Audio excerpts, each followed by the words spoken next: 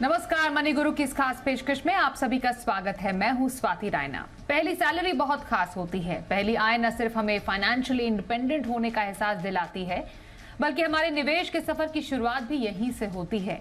आज बताएंगे पहली आय से कैसे शुरू करें निवेश, कहाँ पैसे लगाएं, आय में निवेश और खर्च का संतुलन कैसे बिठाएं। और इसी पर चर्चा करने के लिए हमारे साथ है वाइज इन्वेस्ट के सीईओ हेमंत रुस्तगी। हेमंत जी, बहुत स्वागत करते हैं आपका मनी गुरु के आज के इस खास कार्यक्रम में। काफी इमोशनल एक रिलेशन होता है हमारा हमारे पैसों के साथ, और वो भी पहली सैलरी के साथ। जब पैसा हाथ में आता है हमें लगता है कि बस अब कुछ भी कर सकते हैं, लेकिन ये तो बस एक सफर की शुरुआत होती है। आगे बहुत सारे मुकाम आने बाकी होते हैं।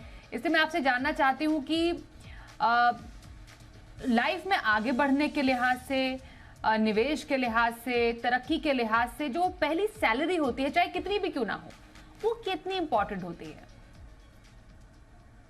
देखिए स्वाति, आपने बिल्कुल सही कहा कि किसी भी यंगस्टर के लिए जब आपको पहली सैलरी मिलती है तो वो बहुत बड़ी अचीवमेंट होती है, क्योंकि जब आप बड़े हो रहे होते हैं, आप पढ़ रहे होते हैं, राइट। आप अपने फैमिली में देखते हैं, शायद आपके बड़े भाई या पेरेंट्स जो भी है वो जो जो अर्न करके लाते हैं, आप भी वही करना चाहते हो। जब आप उस स्टेज पे पहुंचते हो तो ऑब्वियसली आपके करियर की शुरुआत है। तो दो तरह की एक्साइटमेंट, एक तो आपका करियर शुरू होता है, दूसरा आपको अपने कमाना शुरू करता है। तो वो जो फीलिंग आती है वो फाइनेंशियल इंडिपेंडेंस की, वो लगता है उसी दिन से आती है, क्योंकि किसी भी यंगस्टर के लिए तो बहुत बड़ी अचीवमेंट है।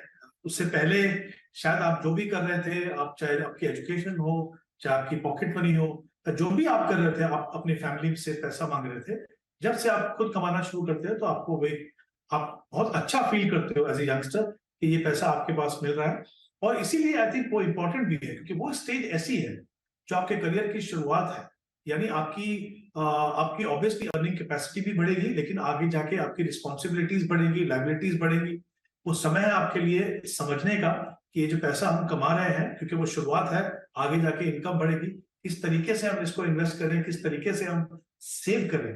और यही जो स्टेज है, और समझना इन्वेस्टमेंट ऑप्शन को, डिफरेंट एसेट क्लासेस को, क्योंकि यही वो स्टेज है जहां पे आपके एक अच्छे इन्वेस्टर या कितने सफल निवेशक आप बनते हैं, उसकी फाउंडेशन जो है वो इसी स्टेज पे होती है। ऑफ कोर्स हाँ, उस समय पे बहुत कम लोग यंगस्टर ऐसे होंगे जो आगे जाके फ्यूचर के बारे में सोचेंगे, रिटायरमेंट के बारे में सोचेंगे, बट आई थिंक बहुत ही क्रूशियल स्टेज है। जैसे मैंने कहा, एक तरफ फाइनेंशियल इंडिपेंडेंस की अगर वो आपको फीलिंग आती है, तो ये एक ऐसी भी स्टेज है जहां पे आपको ये समझना है कि इस पैसे से आपको क्या करना है।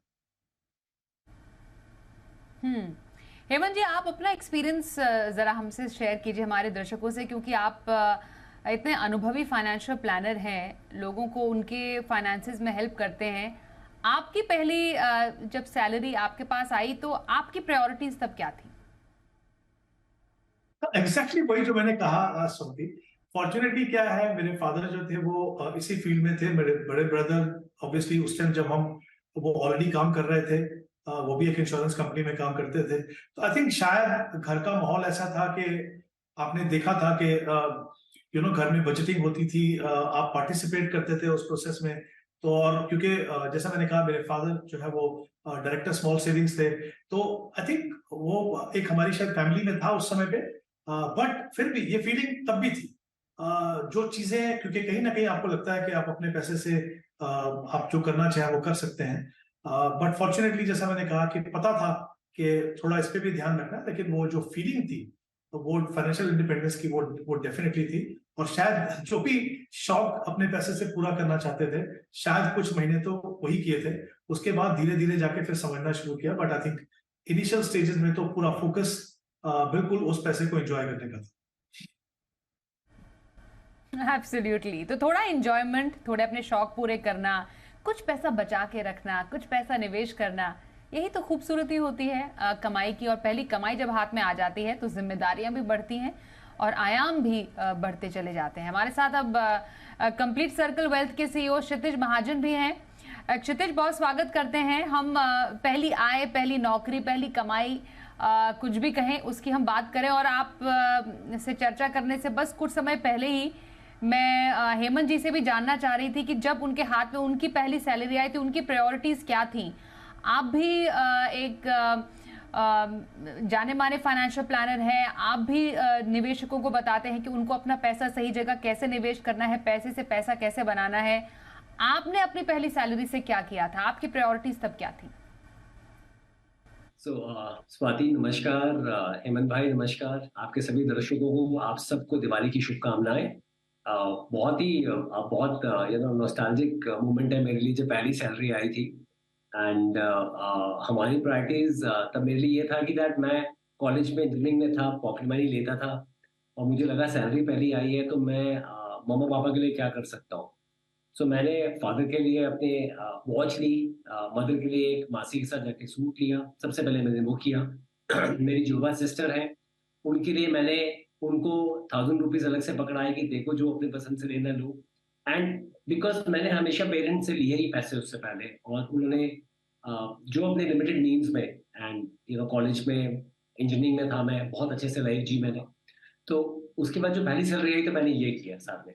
और मेरा पहला मैसेज मेरे पेरेंट्स ने यही दिया, सारे पैसे ऐसे उड़ा दोगे तो इन्वेस्ट क्यों नहीं किया इसको। सो मैंने उनको दिया भी, पर मेरे को उल्टा एक प्यारी डांट भी पड़ेगी that you should have invested this money. आपने, हमें किसी चीज की जरूरत नहीं थी। मैंने कहा नहीं, but this is something which I want to do. पक्का म्यूचुअल फंड 2001 की बात कर रहा हूँ मैं, का चलन इतना नहीं था। तो उन्होंने मेरे को बोला सीधा, आप क्या करो, नेक्स्ट मंथ से एक आरडी अकाउंट खोलो और उसमें पैसा जो आपने अभी ये स्पेंड किया, चलो अच्छी बात है कर लिया, अगले महीने से वो करना शुरू करो। सो फर्स्ट सैलरी की बात अलग थी, but as rightly guided by my parents, क्योंकि मेरे फादर साइंटिस्ट थे, मदर प्रोफेसर थे, और तब एवेन्यूज इन्वेस्टमेंट के यही अवेलेबल होते थे। तो मैंने अगले मंथ से एक आरडी अकाउंट खोला और लगभग 1500 रुपए की लगभग राशि मैंने आरडी में करनी शुरू करी। एंड ऑब्वियसली इनिशियली तो उनके गाइडेंस में मैंने ये चलन शुरू करा अपनी सैलरी का। बट येस, अपने आप में एक अच्छी फीलिंग थी। वो अपने आप में एक जो पावर आती है जब आपको सैलरी मिलती है, दैट आप खुद अर्न कर रहे हो, आपकी मेहनत की कमाई है। So it's a very good feeling. बिल्कुल। तो आपकी और हेमंत जी की बात से ये तो साफ हो गया कि हमारे लाइफ के या हमारे निवेश के पहले गुरु जो होते हैं हमारे माता पिता ही होते हैं, और वही हमें अच्छे से बताते हैं कि आपको पैसे सही जगह कहाँ लगाने हैं, कहाँ खर्च करने हैं। तो ये एक हमने बहुत अच्छी बात आपसे समझी है। और जितने भी दर्शक, जितने भी नए निवेशक, यंग इन्वेस्टर्स हमें देख रहे हैं, अपने माता पिता से कुछ सीख लेकर इन्वेस्टमेंट जर्नी को आगे जरूर बढ़ाइए नए जमाने के हिसाब से। लेकिन अब हेमंत जी, आमतौर पर कहा जाता है कि जितना जल्दी आप निवेश की शुरुआत करें उतना कंपाउंडिंग का बेनिफिट ज्यादा मिलता है। एसआईपी से निवेश करना इसका एक बहुत बड़ा उदाहरण है। तो पहली सैलरी से किसी को पहला निवेश करना है, मानिए कोई किसी की पहली सैलरी उसके 22 या 25 साल में उनके हाथ में आई है, तो आगे आने वाले 25 साल या आगे आने वाले 30 साल के लिए वेल्थ क्रिएशन का ये बेस कैसे तैयार करती है?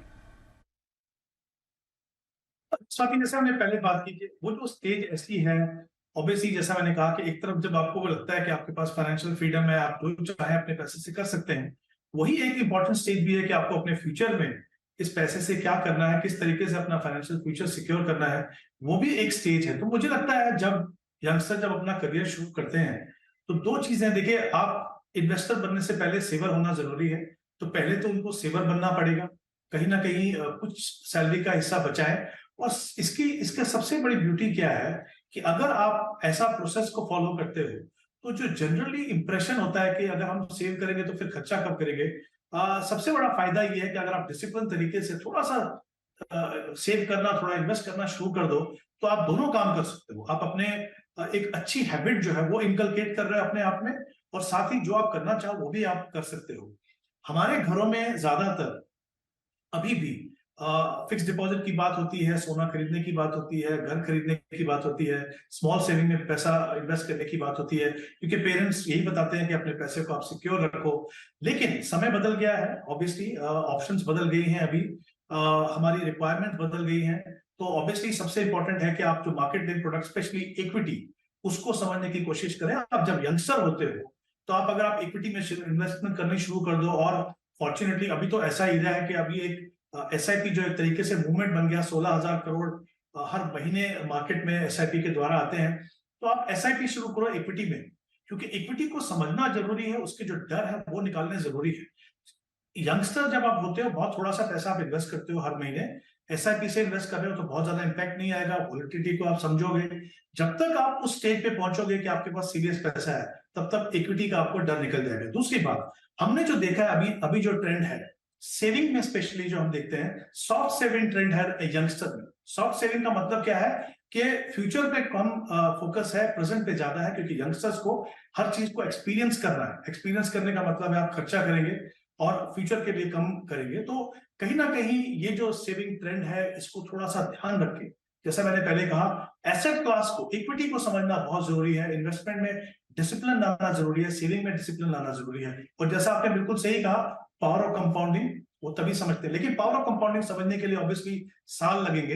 लेकिन जब ये शुरुआत आप करते हैं तो एक डिसिप्लिन आता है, और आई थिंक वो discipline, understanding of asset class, वो आपके लिए बहुत ही इंपॉर्टेंट है। और जैसे मैंने कहा, जो सॉफ्ट सेविंग ट्रेंड है उससे अपने आप को थोड़ा सा दूर रखने की जरूरत है। प्रेजेंट को भी देखिए, थोड़ा फ्यूचर को भी देखिए। बिल्कुल। क्षितिज, अभी तो जो यंग इन्वेस्टर्स हैं वो अपने निवेश की कमान अपने हाथ में लेते हैं और ज़्यादा रुचि उनकी रहती है कि हम DIY निवेश करें, मतलब डू इट योर सेल्फ। अलग अलग जो पोर्टल्स हैं, जो खुद साइट्स हैं, वहाँ पर जाके, और AMC खुद भी जो म्यूचुअल फंड्स हैं, आप आराम से जाके किसी भी साइट से ले सकते हैं, उनको कंपेयर भी कर सकते हैं। DIY निवेश डेफिनेटली सही ज़रूर है, पर आपकी नज़र में इसमें संभल कर क्यों रहना चाहिए? क्या विदाउट एनी फाइनेंशियल सलाहकार की मदद के आप एक यंग इन्वेस्टर को अपने निवेश की जो जर्नी है वो आगे बढ़ने की सलाह देंगे सिर्फ अपने बलबूते? बहुत ही अच्छा प्रश्न आपने स्वाति किया है। अब समझिए, वेदर चाहे म्यूचुअल फंड्स हैं या स्टॉक्स हैं, जब आप कोई भी इन्वेस्टर उसमें पार्टिसिपेट करता है, नॉर्मली उसकी परफॉर्मेंस पास्ट की दिखाई जाती है, जिसको देख के टेम्पटेशन आता है कि मैं इन स्टॉक्स में, इन म्यूचुअल फंड में इन्वेस्ट कर दूं। यही होता है। कहीं कुछ ऐसा कोई भी प्लेटफॉर्म नहीं है जो बताए कि फ्यूचरिस्टिक अप्रोच में ये फंड्स कैसे करने वाले हैं। स्टॉक्स में कोई रिसर्च करे, इतना टाइम हो तो वो पता चलेगा आपको, पर ऐसा कुछ नहीं होता कि दैट आप देख सकते हो कि दैट हाँ एक ट्रेंड है, कुछ चेंजेस अब लेके आ रही हैं म्यूचुअल फंड हाउसेस। जैसे हम कंप्लीट सर्कल है, हम अपने एंड पे क्वार्टरली अपना इन्वेस्टमेंट रैशनल लेके आते हैं कि हम कोई स्टॉक्स खरीद रहे हैं या कुछ इन्वेस्टमेंट कर रहे हैं तो क्यों कर रहे हैं। सो कोई ऐसे कॉमन प्लेटफॉर्म्स नहीं है जहाँ पे सारी चीजें हो रही है। So do it yourself and I believe this a very smart generation, this generation बहुत स्मार्ट है Swati, is a right way to do. अगर आपके पास एनालिटिकल टूल्स हैं और आप सही तरीके से जा रहे हैं, अगर आप सिर्फ परफॉर्मेंस बेस पे कर रहे हैं, देन मेरे हिसाब से उस हिसाब से तो आज सिर्फ स्मॉलर मिड कैप में इन्वेस्ट करना चाहिए as a sector, as a cap, because उनके 3 साल के परफॉर्मेंस जो है वो 23-22% प्लस कंपाउंडिंग है स्मॉल कैप फंड्स के। सो वो तरीका ठीक नहीं है। पर अगर आप थोड़ा वेल रिसर्च करें, जैसे आज आप देखें निफ्टी की 50% कंस्ट्रक्ट जो है वो अंडर परफॉर्म कर रहा है, और आप देखेंगे हाँ large cap portion of the basket अच्छा कर सकता है। तो जो फंड्स में वो स्टॉक्स हैं जो अच्छा नहीं कर रहे हैं जबकि उनकी अर्निंग्स अच्छी है, चाहे वो HDFC है, रिलायंस है, कोई रिकमेंडेशन नहीं है, मैं सिर्फ पोर्टफोलियो लेवल पे बात कर रहा हूँ, तो आप उन फंड्स को बेटर लेंगे। पर अगर आप सिर्फ परफॉर्मेंस बेस पे लेंगे तो वो सही तरीका नहीं होगा। जैसे आज मैं एग्जांपल लेता हूँ स्वाति, मेरी डॉटर है, उनका सिप चलता है, तो वो अपना जो अंडर गार्जियन अकाउंट है उसमें जो अपना नाम के अगेंस्ट अपना सिप अमाउंट देती है, नतालिया महाजन का ये अमाउंट हो गया, शी फील्स हैप्पी दैट मेरा ऐसे इन्वेस्ट हो रहा है। तो उसका जो पैसा कहीं कुछ बचता है या कहीं से कुछ आता है तो मैं उसको बोलता हूँ दैट अगर आप मुझे दोगे तो मैं उतना ही आपका पैसा और डाल दूंगा। सो आप बच्चे को पैसे की वैल्यू बताओगे पैसा कैसा बढ़ रहा है उसका इक्विटी में। सो वो तरीका बेटर है। बट डू इट योरसेल्फ में सिर्फ ये है, अगर वो डीप डाउन डाइव कर सकते हैं तो ठीक है। अगर परफॉर्मेंस बेस पे कर रहे हैं तो मुझे लगता है कि दैट वो सही तरीका नहीं है। बेस्ट है कि दैट आप सेकंड लेवल में जाकर स्टडी करें, पोर्टफोलियो का कंस्ट्रक्ट किया है, आने वाले टाइम में ये बिजनेसेस जो टॉप होल्डिंग एटलीस्ट है वो कैसा करने वाली है। बिल्कुल।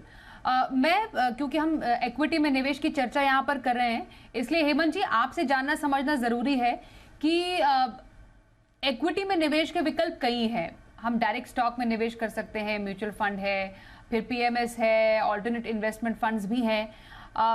मैं अगर PMS या फिर म्यूचुअल फंड में निवेश की अगर बात करूं तो क्या एक अंतर एक नया निवेशक समझ सकता है? क्योंकि एक्सप्लोर करने के लिए बहुत होता है एक नए निवेशक के लिए, पर डेफिनेटली पीएमएस के लिए एक बहुत बड़ा टिकट साइज होने की जरूरत है। म्यूचुअल फंड काफी आसान तरीका है निवेश करने का, इसलिए मैं म्यूचुअल फंड से ही आपसे से रिलेटेड आपसे सवाल पूछना चाहती हूँ हेमंत जी कि म्यूचुअल फंड के जरिए, क्योंकि सिप का आपने जिक्र किया, क्या किस तरीके का पोर्टफोलियो एक नया निवेशक बना सकता है? जी बिल्कुल। आई थिंक किसी भी नए निवेशक के लिए, जैसे मैंने कहा, कि एसेट क्लास को समझना बहुत जरूरी है और सबसे इंपॉर्टेंट है equity as an asset class. क्योंकि हम जब वेल्थ क्रिएशन की बात करते हैं वो लॉन्गर टर्म, तो यही एक एसेट क्लास है जिसमें वो पोटेंशियल है कि आपको वो बाकी एसेट क्लासेस से अच्छा रिटर्न दे, इन्फ्लेशन से ज्यादा रिटर्न कमाने, positive real rate of return कमाने में आपकी मदद करे। लेकिन जैसा मैंने पहले भी कहा कि इंपॉर्टेंट है कि आपको इक्विटी को समझना है। वो समझना क्यों है? क्योंकि शॉर्ट टर्म में इक्विटी की टेंडेंसी है, नेचुरल फिनोमिनन है कि वो वॉलेटाइल रहेगी और शायद उसी डर से काफी निवेशक उससे दूर रहते हैं। तो सबसे इंपॉर्टेंट चीज ये है कि पहले तो आप ऐसी इन्वेस्टमेंट ऑप्शन को पकड़ें जो डाइवर्सिफाइड है, और म्यूचुअल फंड जो है वो बाय नेचर डाइवर्सिफाइड है। मतलब अगर आप 5,000 रुपीज भी हर महीने किसी इक्विटी फंड या 2 इक्विटी फंड में इन्वेस्ट करते हो, उसमें आपको मौका मिलता है कि आप डिफरेंट जो मार्केट सेगमेंट है, large cap, mid cap, small cap, उनमें आप निवेश कर सको। अगर 2 डिफरेंट फंड हाउसेस के इक्विटी फंड लेते हो तो डिफरेंट इन्वेस्टमेंट फिलोसफीज, उनके थ्रू इन्वेस्ट कर सको। प्रोफेशनल फंड मैनेजर आपका पैसा मैनेज करते हैं, उनके पास एक फुल फ्लेजेड रिसर्च टीम होती है जो आपके लिए, आपके बिहाफ पे स्टॉक खरीदने में उनको मदद करती है। तो मेरा ये मानना है कि अगर आप यंगस्टर हैं, आपको इक्विटी समझना है और इक्विटी की जो डर है उनको अपने दिमाग से निकालना है, तो म्यूचुअल फंड जैसे इन्वेस्टमेंट ऑप्शन से शुरुआत कीजिए। क्योंकि जैसा मैंने कहा वो डाइवर्सिफाइड है, सिस्टमैटिक इन्वेस्टमेंट के थ्रू इन्वेस्ट कीजिए। और ध्यान रखिए, कभी कभी हमें लगता है कि इन्वेस्टमेंट में जब तक एक्साइटमेंट ना हो, तो जैसे म्यूचुअल फंड में बहुत कैटेगरीज हैं, थीमेटिक फंड्स हैं, सेक्टर फंड्स हैं, स्मॉल कैप फंड्स हैं, जहां पे रिटर्न बेहतर मिल सकता है आपको। मैं ये नहीं कह रहा हूं कि इन फंड्स की पोर्टफोलियो में जगह नहीं होगी आगे जाके, लेकिन क्योंकि इक्विटी खुद से वॉलेटाइल है और उसको आप समझ रहे हैं, तो वेल डाइवर्सिफाइड फंड से शुरुआत कीजिए। समझिए उसके न्यूएंसेस क्या है, यानी उसके अप्स एंड डाउन्स क्या है, किस तरीके से आपको उसको समझना है। एक बार वो अगर आप समझ गए, तो फिर इक्विटी का जो रोल है आपके पोर्टफोलियो में, वो डेफिनेटली आप उसको देंगे। और जब आप ऐसा करेंगे तो आप देखेंगे कि आपके फाइनेंशियल फ्यूचर में बहुत बड़ा डिफरेंस आएगा। तो वेल डाइवर्सिफाइड ऑप्शन को पकड़िए, with in that well diversified funds को देखें, कंसिस्टेंटली परफॉर्मिंग फंड को देखें, और फिर धीरे धीरे जैसे जैसे आपका रिस्क प्रोफाइल चेंज होता है, उस तरीके से आप डिफरेंट फंड्स को अपने पोर्टफोलियो में शामिल कीजिए। बिल्कुल। वक्त एक ब्रेक का भी है और आगे शेयर बाजार में डायरेक्ट निवेश क्या नए निवेशकों के लिए है टिप्स, या फिर म्यूचुअल फंड के जरिए उनको निवेश से करनी चाहिए शुरुआत। तो यंग इन्वेस्टर्स के लिए, जिनकी पहली सैलरी आई है, उनके लिए निवेश के विकल्प क्या हैं? हम इक्विटी में खासतौर पर निवेश के अलग अलग विकल्पों पर अभी चर्चा कर रहे हैं। म्यूचुअल फंड की हमने बात की, आसान तरीका शेयर बाजार में पैसे लगाने का। एक मैं आपसे क्षितिज, पीएमएस के बारे में जानना चाहती हूँ, पोर्टफोलियो मैनेजमेंट सर्विस किसके लिए सूटेबल है इस तरीके का निवेश? तो स्वाति, ये इन्वेस्टमेंट व्हीकल्स हैं, mutual fund, PMS, alternate investment, direct stocks. देखिए, हमारी आज 4 करोड़ यूनिक हमारे पास म्यूचुअल फंड फोलियोज है, यूनिक बैंक जिनके अगेंस्ट म्यूचुअल फंड इन्वेस्टमेंट हो रही है, 8 करोड़ डीमैट अकाउंट्स है। सो लोगों का जो एक लव है ना डायरेक्ट स्टॉक्स के लिए, वो हमेशा रहने ही वाला है। और mutual fund is the right way, जो हेमंत भाई ने बोला है, जो नया इन्वेस्टर आ रहा है, जो नया सैलरी स्टार्ट कर रहा है, अगर वो अपना सिस्टमैटिक इन्वेस्टमेंट प्लान के थ्रू करना चाहता है, आई थिंक उससे ब्यूटीफुल रास्ता हो नहीं सकता। एक बहुत ही अच्छा और सरल टूल है। बट जो क्लाइंट्स डायरेक्ट स्टॉक्स करना चाहते हैं और उनके पास टाइम नहीं है to valuate direct stock portfolio, और वो सही समय नहीं दे पा रहे हैं, और वो किसी कारण से बहुत ज्यादा लोगों की बातें सुन के बड़ा पोर्टफोलियो बना के बैठे हुए हैं जो ठीक नहीं कर रहा है, उनके लिए पीएमएस ठीक है। क्योंकि पोर्टफोलियो मैनेजमेंट सर्विस एक कस्टमाइज सर्विस है, तभी उसका टिकट साइज भी 50 लाख प्लस रखा है सेबी ने, कि 50 लाख प्लस से ही शुरू होता है। सो जो लोग इक्विटी इन्वेस्टमेंट करना चाहते हैं और उनका पोर्टफोलियो साइज जो है वो इन एक्सेस ऑफ 3 CR है, ओवरऑल पोर्टफोलियो साइज है, या जो यंग इन्वेस्टर जो करना चाहते हैं बट वो नई जॉब में है, बट उनकी फैमिली में पोर्टफोलियो है which has not been properly manage, तो वो चाहते हैं कि हाँ वो इक्विटी साइड पे भी ठीक से अपने पोर्टफोलियो को मैनेज करें, बट अगेन अपनी जॉब के टाइम से वो निकाल नहीं पा रहे हैं रिसर्च करने के लिए टाइम, बिकॉज आप स्टॉक ऐसे नहीं बाय कर सकते हैं। आज 6 बंदों की टीम है, हमारा अपना पीएमएस है जो रिवैल्यूएट करती है स्टॉक्स को, तब जाके आप फिल्टर आउट करते हो। उसके बावजूद यू एंड अप की 1-2 स्टॉक्स अंडर परफॉर्म करते हैं, तो ऐसा होता ही है। तो आप उन क्लाइंट को पीएमएस रूट लेना चाहिए, उनको पीएमएस करना चाहिए। जो क्लाइंट जिनका पोर्टफोलियो 3 CR प्लस हो, या जिनके पेरेंट्स का पोर्टफोलियो जो ठीक से मैनेज नहीं है, जो यंग इन्वेस्टर्स हैं। Otherwise the best way is कि आप म्यूचुअल फंड करें। जो क्लाइंट्स डायरेक्ट स्टॉक की तरफ रुझान रखते हैं पर उनके पास पोर्टफोलियो साइज बड़ा नहीं है, तो वो फिर थोड़ा टाइम निकालें, क्योंकि ये आपका हार्ड एंड मनी है, आप इसमें कंपाउंड कर सकते हैं। और अगर नहीं ज्यादा समझ आ रहा है, जो लार्ज कैपिश स्टॉक्स हैं जहां पे उनको समझ आ रहा है कि आने वाले टाइम में ये बिजनेसेस चलने वाले हैं और कॉमन सेंसिकल स्टॉक्स हैं, आप उनको यूज करें।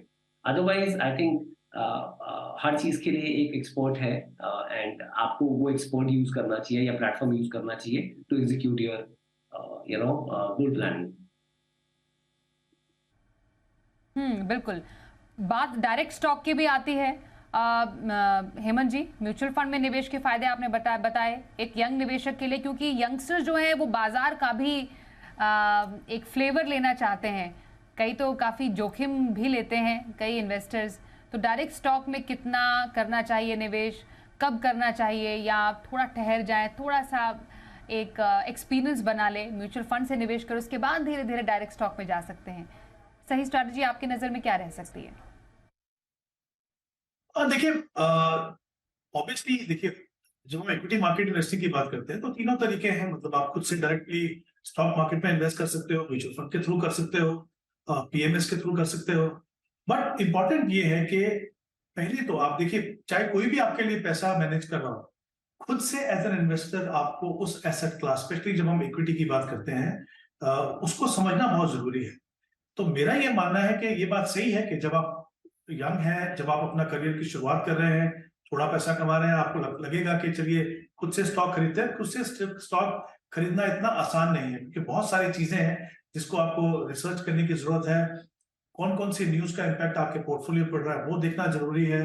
क्या आप मिड कैप लें, लार्ज कैप लें, स्मॉल कैप लें, और फिर उसमें even tax efficiency, even though equity fund और डायरेक्ट स्टॉक में सेम है, लेकिन अगर आप बार बार चेंज करते रहेंगे उसके अंदर, तो फिर ऑब्वियसली उसके टैक्स इम्प्लीकेशन, तो बहुत सारी चीजें हैं, मार्केट टाइमिंग है।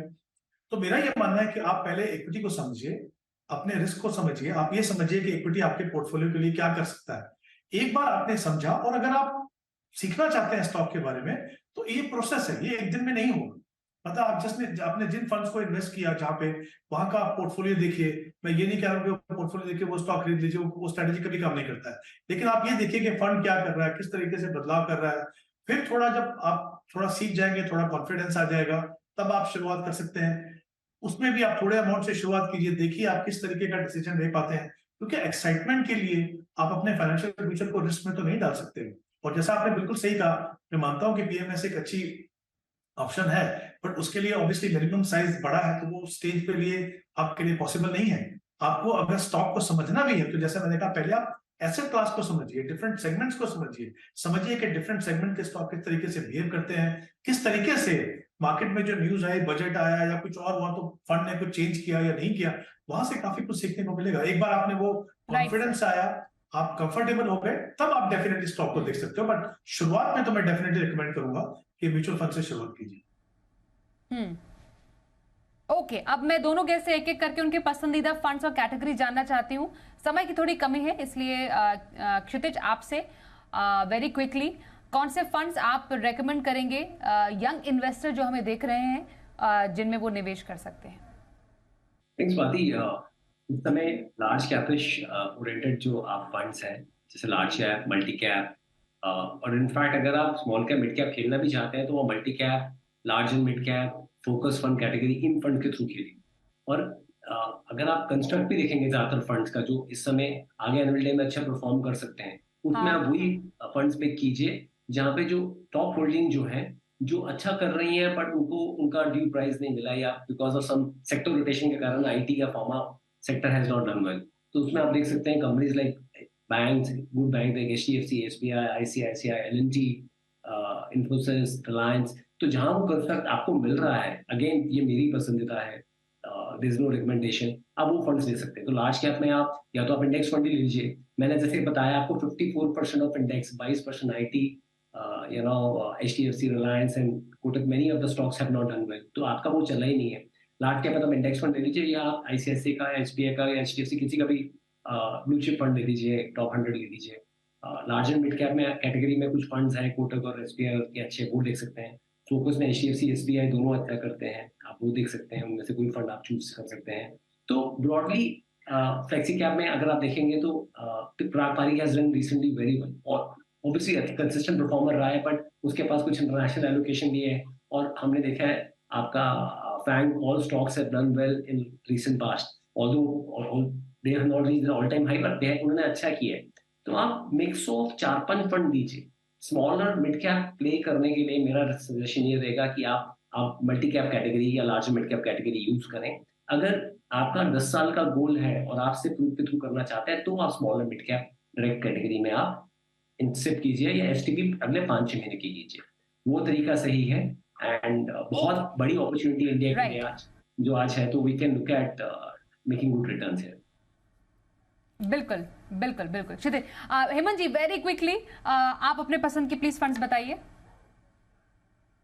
देखिए, मुझे लगता है शुरुआत में, जैसे हम शुरुआत की बात करें तो 3 कैटेगरी सबसे इंपॉर्टेंट है। फ्लेक्सी कैप, जहां पे सिग्निफिकेंटली पैसा जो है वो लार्ज कैप में जाता है, कुछ पैसा मिड कैप में, लार्ज एंड मिड और मल्टी कैप, ये 3 कैटेगरी है। उसके बाद ऑब्वियसली स्मॉल कैप और मिड कैप में आगे जाके आप सोच सकते हैं। तो कुछ फंड मैं बताता हूं आपको। फ्लेक्सी कैप फंड में जैसे HDFC flexi cap, Parag Parekh flexi cap, Motilal Oswal flexi cap.